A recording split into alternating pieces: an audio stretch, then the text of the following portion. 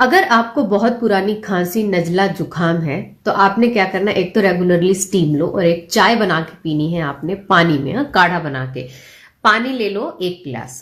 उसमें आपने मिलाना है 2 लौंग, 2 इलायची और 1 चम्मच अजवाइन का और आधा चम्मच मेथी दाना। ये 4 ही चीजें मिलानी है और ये थोड़ा गरम गरम काढ़ा सुबह और शाम दोनों टाइम, 1 गिलास का आधा गिलास रह जाए तब ये आधा आधा गिलास दोनों टाइम जरूर ट्राई करो रोज।